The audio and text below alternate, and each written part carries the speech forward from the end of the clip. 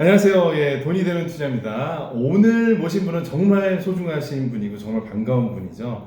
바로 대화의 밀도란 책을 최근에 낸 저자이시자 협상의 정말 바이블 그 베스트셀러 작가이신 또 류재현 변호사님 모셨습니다. 반갑습니다. 네, 안녕하세요. 류재현 변호사입니다. 반갑습니다. 아유, 저희 뭐 꾸준히 나와주시고 계시는데 진짜 작년하고 지금 한참 된 것 같아요. 그러네요. 한 1년 된 것 같습니다. 네. 그래서 협상 바이블 그때 되게 그래서 협상의 이제 대가 이런 느낌이었는데 갑자기 이번에는 이제 대화의 밀도란 말이에요. 이제 협상을 하다가 좀 인문학적으로 빠지신 것 같은데 네. 원래 좀 뭐 어떻게 문학 소년이셨던 건가요? 그렇지는 않고 네. 사실은 이제 제가 이제 곰곰이 생각을 해보니까 결국 저한테는 사람이 두 가지밖에 없더라고요. 네. 대화가 통하느냐, 대화가 통하지 않느냐. 다른 거는 별로 중요하지 않습니다. 네. 돈이 많고 적고 성공했고 안 성공했고 다 필요 없고 일단 대화가 안 통하면 내 사람이 아니다. 그런 의미에서 대화라는 키워드를 항상 가지고 있었는데 네. 협상도 사실 대화거든요. 그쵸? 네. 관계도 대화고 맞아요. 네. 투자도 대화잖아요. 그쵸. 투자할 때 엄청 많은 대화를 하죠. 네. 일을 하건 네. 투자를 하건 아니면 같이 살건 사랑을 하건 사실 모든 게 대화이기 때문에 대화라는 키워드를 가지고 이번에 에세이 책을 수필 형태로 한번 적어봤습니다. 네. 네. 그래서 참 나를 나답게 하는 말들이라는 제목인데 부제목으로. 근데 그 대화를 통해서 나다움을 느낀다는 게 어떤 의미일까요? 이게 이제 저는 크게 보면 대화는 두 가지로 나뉘는 것 같아요. 상어식 대화와 네. 고래식 대화가 있어요. 네. 상어식 대화는 사실 누군가를 헐뜯고 미끼로 삼고 공격하고 그럼으로써 본인이 희열을 느끼고 그럼으로써 본인의 자존감을 높이는 척하면서 주위 사람들의 분위기를 장악하는 네. 그런 방식의 대화를 하는 사람들이 있고 자존감이 낮은 사람들의 대화 방식이죠. 근데 자존감이 높은 사람들의 대화 방식은 저는 고래식 대화라고 생각해요. 네. 굳이 누군가를 미끼로 삼고 헐뜯고 폭력적으로 행동하고 그러지 않아도 상대방을 먼저 존중하고 인정하고 들어주고 그 사람을 먼저 박수 쳐주고 그럼으로써 본인이 아주 편안하게 자유롭게 유영하는 고래처럼 그런 방식으로 대화하는 사람들이 있는데 이 두 가지 형태의 대화 중에 나는 어떤 대화를 하고 있는가 그리고 내 주위 사람들은 어떤 대화를 나에게 하고 있는가를 좀 생각해 볼 필요가 있을 것 같아요. 그런 측면에서 뭐 중간에 5%의 여유 이런 말씀도 주셨는데 네. 여유를 갖는 삶이 엄청 중요하고 그게 대화로 나타나나 보죠. 그렇죠. 네. 우리가 생각을 해보면 좀 우리가 뭔가 마음이 성급할 때 네. 대화가 꼬이거나 네. 커뮤니케이션이 급해지거나 그런 거를 통해서 우리가 실제로 관계도 조금 훼손되는 경우들도 많고 네. 일도 제대로 진행되지 않는 경우들도 많은데 그 한 5%에서 10% 정도의 대화에 있어서 여유를 가지는 사람들은 항상 뭔가 진중해 보이고 네. 또 정확하고 그리고 신뢰도 주는 그런 느낌인데 그 마음가짐인 것 같아요. 여유를 가지고 우리가 접근하느냐 아니면 네. 여유 없이 항상 쫓기는 형태로 대화를 하느냐 요 차이는 좀 생각보다 큰 것 같습니다. 그럼 이제 대화를 할 때 사실 밀도 있는 대화를 하려면 좀 우리가 태도를 좀 어떻게 하는 게 상대방으로부터 내가 상어 같은 사람이 아니라 좀 공감할 만한 사람이 되겠다 이런 좀 노하우 같은 게 있을까요? 일단은 대화의 공포증을 유발하는 사람들의 패턴이 있어요. 첫 번째 패턴은 대화를 폭식하다. 혼자 얘기 다 해. 1시간 중에 55분 동안 자기 이야기하고 있어요. 듣지 않아. 듣지 않아. 대화 폭식증 환자들이라고 저는 이야기해요. 제가 첫 직장에서 제가 모셨던 상사가 그랬거든요. 점심을 먹으면 12시부터 1시 중에 55분 동안 자기 이야기만 해요. 나머지 변호사들이 3명이서 거의 1.6분씩을 쉐어했는데 이 대화 폭식증 환자들이 특히나 문제인 것 같아요. 두 번째는 대화의 패턴에서 드러나는 상대방에 대한 어떤 부정이라든지 아니면 상대방에 대한 무시라든지 무관심의 패턴들이 대화 속에서 특정 단어들로 반복되는 사람들이 있어요. 됐고 그건 모르겠고 내가 알 바 아니고 이런 말들을 계속 특정 단어들을 계속적으로 반복하면서 상대방을 누르고 기를 죽이고 자기가 더 대화를 지배하려는 지배하고 그런 패턴들이 보이는 순간 사실 상대방 마음을 닫아버려요. 쟤랑은 말을 섞고 싶지 않아요. 그냥 업무적으로는 업무적으로는 하지만 마음의 내용이 안 나오는 한 번도 대화를 해본 적은 없어. 네. 구글에서는 네. 대화법 중에 but을 절대로 쓰지 않는 대화의 규칙이 있어. 그러나라는 말을 쓰지 않아요. 저 항상 and를 쓰는 거. 예를 들면 짜장면 먹고 싶어요라고 하면 짜장면은 됐고 나는 뭐 짬뽕이라고 이야기하는 게 아니고 짜장면 오케이 짜장면 좋아 그리고 나는 짬뽕 이렇게 이걸 규칙으로 만드는 거예요.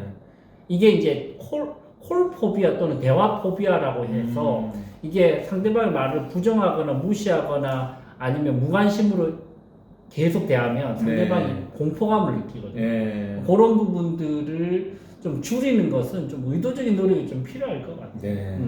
너무 좋은 말씀이시고, 그러니까 그런 태도 자체가 사실은 사소한 단어 하나에서도 좌지우지 되는 거죠. 부정적인 단어들을 그리고 상대방한테 부담되는 그런 단어들을 얘기하는 것 자체가 내가 저도 이제 40대 중반인데 습관처럼 쓰는 그런 단어들이 있는지 한번 돌이켜 보면 좋겠다. 필요가 있어요. 네, 이런 생각을 저도 이제 왜냐하면 이제 40대 중년이 되면 내 말에 내가 책임을 져야 되잖아요. 이제 뭐 실수였어요. 뭐 제가 어리니까 봐주세요. 이게 통하는 게 아니라 그냥 인격이 나타나는 게 단어기 때문에 말씀 주신 그런 게 되게 와닿고. 네. 추가적으로 제가 이제 대화의 팁을 네. 2가지 정도 설명드리자면 말씀하셨던 것처럼 상대방의 대화에 3번 이상 반복적으로 등장하는 단어에 좀 집중할 필요가 있는 거예요.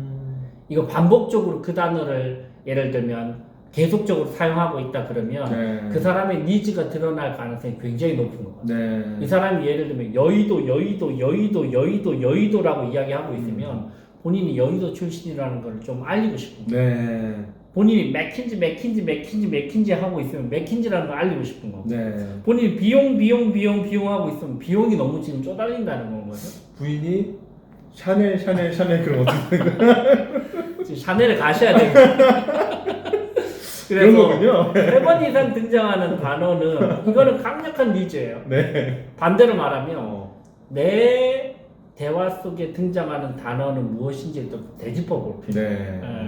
그거를 첫 번째 그렇게 해서 좀 파악해 보실 필요가 있고 두 번째는 대화에 있어서 만병통치약이 있어요. 이거 먼저 하면 대화는 무조건 잘 됩니다. 그게 뭐냐면 대화에 있어서 이 만병통치약 상대방에 대한 선제적인 인정. 와, 그 맞는 것 같아요. 이런 거 있잖아요. 맞는 것 같아요. 아니면 일단 먼저 정 대표님 만나기 전에 대화를 잘하는 사람들이 가지고 있는 공통점 한 가지는 그 사람을 만나기 전에 5분 전에 오늘 그 사람 뭘 인정해 줄지를 미리 고민한다는 거예요. 내가 뭘 얘기할지보다는 내가 그 사람한테 뭘 인정해 줄까. 오늘 정 대표님 오랜만에 만나는데 오늘 어떤 부분을 좀 인정해 줄까를 고민해보고 만약에 그런 걸 고민해보고 가지 않으면 이 영혼 없는 소리를 한단 말이에요. 셔츠가 너무 이쁘네. 뭐 이런 진짜 영혼 없는 소리고 그런 거 말고 그 사람이 가지고 있는 니즈를 진짜 사전에 고민해서 먼저 인정해 준다. 그러면 인정은 상호성의 원칙이죠. 먼저 인정받으면 인정 또 해줘요. 그럼 대화는 부드럽게 흘러가요. 아까 전에 잘못된 얘랑은 정반대네요. 정반대죠. 내 얘기만 하고 인정받으려고 계속 상대방 무시하면은 상대방 거꾸로 반발로 인정을 안 하고 싶고 상어식 대화. 그쵸. 상어식 대화. 그래서 안 좋은 거네요. 고래식 대화는 먼저 판을 깔아주고 먼저 박수 쳐주고 먼저 인정해주고 다 듣고 내 이야기. 그럼 상대방이 인정을 해주고 싶은 마음이 저절로 생기게. 그럼에도 불구하고 인정을 안 해주면 이 관계는 안 되는 거야. 선을 거예요. 이분은 상어다. 그 정도의 티키테카도 안 되면 이거는 선을 거예요. 그러면 이제 대화의 두 분류가 있죠. 대화가 되는 사람 안 되는 사람. 이 사람 안 되는 사람. 그래서 아까 전에 서두에 대화가 되는 사람. 2가지입니다.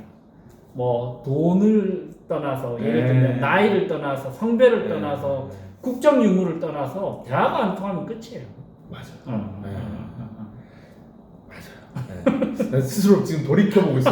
우리 아들하고 내가 지금 대화가 잘 되고 있는 것일까? 결국 인정을 해야 되는데 안 한 것만 얘기할 때가 많아요. 결국 관계의 질은 대화로 귀결되거든. 반성을 하고 있어. 우리 아들한테 계속 수학 문제 가지고 지적만 한 것 같은데 인정을 안 했어. 그렇죠.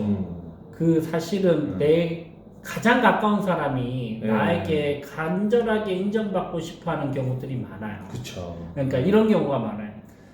직장에서는 아니 미팅할 때는 비즈니스 미팅할 때는 내가 고래야. 집에서 상어가 되네. 찔린다. 그런 경우가 가장 안타까운 경우예요. 네. 밖에서는 세상 좋은 사람인데 네. 안에 들어가면 날카로워지고 날카롭고. 공격적으로 이야기하고 그걸 내가 너를 사랑해서라는 말로 어. 포장하고 그러면서 집에서는 완전 포식자가 되어버리는 거예요. 가까울수록 또 더 그럴 수도 있고. 가까울수록 그 사람을 인정받고 싶어하는 경우가 사실 부모와 자식 간의 관계가 가장 강하고 배우자 관계가 가장 강한데 남들은 다 인정해주고 내 집에서는 아무도 인정 안 해.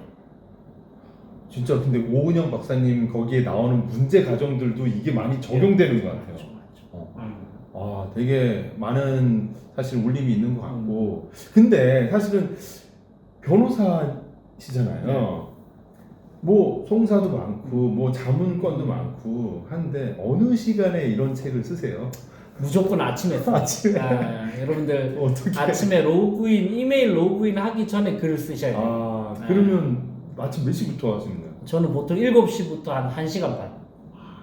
7시부터 한 8시 반 정도 네. 루틴으로 쓰고요. 네. 사실 이제 이 대화의 밀도의 기본적인 상대방과의 대화가 좋을 필수적인 조건은 내가 내 스스로 대화를 많이 해야 돼요. 네. 그게 또 글 쓰는 게 글 쓰는 스스로의? 게 스스로와의 네. 대화예요. 아. 사실은 여러분들이 하루에 24시간을 살아가시면서 본인 스스로와 대화를 3분도 안 하시는 경우가 많거든요. 눈 뜨고 허겁지겁 씻고 출근해서 이메일 키고 그리고 보고하고 미팅하고 끝나고 나니 저녁이고 집에 허겁지겁 와서 애 보고 이러면 하루 내도록 나와의 대화를 한 번도 하지 않는 경우가 많거든요. 네. 쫓기듯이. 사실은 이거는 의도적으로 스스로의 대화의 시간을 만들어야 되고요. 그 가장 좋은 방법이 글쓰기예요. 글쓰기를 한 일주일에 한 2-3번 정도 30분 이상만 하셔도 네. 스스로의 생각이 정리되면서 굉장히 좋은 대화를 스스로 할 수 있어요. 챕터 3에 보면 이제 메신저 효과라는 소제목이 나오는데 네. 그건 어떤 내용일까요? 결국은 메시지보다는 메신저가 중요하다는 거죠. 네. 우리가 사실 이 업계에서 정주영이라는 사람이 살아남고 저도 제 업계에서 류지영이라는 사람이 살아남으려면 사실은 그 메신저 자체의 신뢰도를 끌어올려야 돼요. 네. 사실은 이 팟으로 된장을 맨다 아니면 네. 뭐 뭘 한다고 하더라도 믿을 수밖에 없는 것은 그 메신저에 대한 신뢰가 있으면 무조건 믿는다는 거거든요. 그 사람이니까 나는 그 사람 말을 좋아 이런 그 거죠. 사람이니까. 그 사람이니까라는 그 신뢰도만 생기면 메시지의 세부적인 디테일보다는 그 사람에 대한 신뢰도 때문에 그냥 우리가 오케이 하고 가는 경우들이 많은데 하나하나 한순간에 메시지만 집착을 하다 보면 사실 그런 메신저적인 효과를 우리가 놓치게 되고 그러면 신뢰도는 떨어질 수밖에 없다는 거죠. 그러면 그 내가 좋은 메신저이냐 이걸 좀 한번 돌이켜 봐야겠네요. 그렇죠. 네. 그렇기 때문에 사실 우리는 대화의 복귀가 좀 필요합니다. 그럼 또 이제 앞부분에 좀 여기 기재되어 있는 네. 대화의 복귀라는 거. 사실은 일상생활 속에서 제가 얼마 전에 그런 적이 있어요. 저희가 이제 삼성전자 부사장님들 상대로 협상 대화 워크숍을 진행을 하는데 그러시더라고요. 작년에 이제 이런 이야기 하시더라고요. 작년 12월에 류 변호사 내가 한 12명 정도를 올해 설득할 수 있는 그런 기회가 있었는데 10명 정도는 설득을 했던 것 같고 2명 정도는 설득이 실패해서 연말에 어떤 경우에 내가 설득을 성공했고 어떤 경우에 설득이 실패했는지를 복귀를 하고 있다라고 이야기하시더라고요. 사실 대화력과 커뮤니케이션력, 협상력, 설득력을 강화시킬 수 있는 가장 좋은 방법은 역시나 복귀입니다. 출퇴근 시간에 5분만 고민하시면 돼요. 그러니까 각 잡고 내가 책상에서 일하기 전에 복귀하는 게 아니고 우리가 출퇴근할 때 지하철을 타든 자동차를 타든 뭔가 이동을 할 때 그때 생각해 보는 건가요? 어제 정지용 대표님과의 대화가 무척 좋았는데 그 좋았던 이유가 뭘까? 좋았던 것도 생각해 보고요. 아니면 어제 김보 부장님의 이야기에 뭔가 좀 껄끄럽고 제대로 진행이 안 됐는데 왜 그랬을까? 뭔가 사전에 내가 첫 마디는 너무 잘못했나? 아니면 이메일을 한 번 더 전달 드리고 가서 이런 것들 쭉 복귀해 보는 습관이 대화력을 강화시키는 가장 좋은 방법인 것 같아요. 너무 공감이 되고요. 특히 그런 건 확실히 오는 것 같아요. 내가 대화를 못했다라는 거는 다음날 정확히 알 수 있어요. 확실히 찝찝해. 이불킥. 어제 내가 그때 왜 그 말을 그 했을까? 얘기를 왜 꺼냈지? 막 이런 거 있잖아요. 그건 자동으로 복귀가 오케이. 되는데 사실 기록을 안 하죠. 안 하죠. 그냥 찝찝한 마음이 있고 그냥 다음엔 좀 이런 건 음, 누가 물어보기 전에 얘기 안 해야겠다 이런 생각을 음. 하긴 하는데 사실 그거를 기록하고 공식적으로 복귀를 한다고 하면 좀 이렇게 더 개선이 오래 되잖아요. 남고, 오래 남고. 또 이제 정 대표님처럼 우리가 본능적으로 떠오르는 그런 나쁜 기억뿐만 아니고 좋은 기억도 반드시 복귀를 해봐야 돼요. 그런 건 사실 복귀를 안 하면 복귀를 안 하죠. 그냥 잊혀져. 사실은 그냥 여러분들 기분 좋은 야구 감정만 선수들 3할 4할 치는 맞아요. 이대호 이런 선수들이 타율이 떨어질 때가 있잖아요. 그죠? 네. 왜냐면 시즌이 길기 때문에 네. 그때 가장 먼저 하는 게 좋았을 때 비디오를 보거든요. 사실은 대화도 가장 좋았을 때 대화를 복귀를 해봐야 돼요. 그래서 우리가 나쁜 대화만 복귀하시면 안 돼요. 근데 사람의 본능이라는 게 좀 전에도 나쁜 대화는 자동으로 복귀해야 되는데 좋았던 대화는 그냥 감정만 남으니까 아니, 왜 좋았는지 생각 안 좋았던 하는 상태를 남기거나 기록하는 게 아, 굉장히 중요한 게 그렇네요. 내가 안 좋았을 때 그때를 따라 해야 돼요. 그렇네. 그 솔루션이 되겠네. 투자도 마찬가지죠. 맞아요. 좋은 투자는 왜 좋았는지를 맞아요. 계속 분석해야 돼요. 빌드업 네. 단계부터 분석을 해야 또 할 수 있습니다. 맞아요. 그 복귀가 사실은 그 어떤 것보다 가장 중요한 거예요. 야, 이 책이 처음에는 에세이 책인 줄 알았는데 과학 책인데요. 대화에 대한 되게 깊은 분석을 하셨네요. 여러분 대화의 밀도 네. 술술 너무 잘 읽히고요. 네. 또 저랑 정지훈 대표님 대화하는 것처럼 여러분들도 누군가 기억하고 싶은 대화 상대방들이 있을 텐데요. 그런 걸 좀 복귀해보기 굉장히 좋은 책이니까 많이들 읽어주시죠. 일단 저는 제 인생에서 만난 분들 중에서 가장 즐겁게 대화를 나눌 수 있는 친구, 펑요 유재현 변호사님인데 그래서 그런지 이 책이 갖는 의미가 더 큰 것 같고요. 많은 또 다들 읽어보셨으면 좋겠습니다. 이거 또 종이 재질이 좋아서 출판사가 또 라이프 레코드라는 이런 아주 좋은 출판사 출판사 사장님이세요. 이번에 독립 출판을 했습니다. 네. 진짜 뭐 정말 직업이 한 10가지 되신 것 같습니다. 유 변호사님 정말 존경스러운 분이시고 여러분 다 많이 보셨으면 좋겠습니다. 네. 자, 오늘 시간 내주셔서 감사하고 다음에는 책 이야기 말고 네. 또 우리 위스키 한 잔 딱 갖다 놓고 비즈니스 이야기도 하시고 얘기도 또 하고 예. 위스키 마시면서 한번 예, 또 예. 방송하시죠. 조만간에 또 모시도록 하겠습니다. 알겠습니다. 고맙습니다. 감사합니다. 네.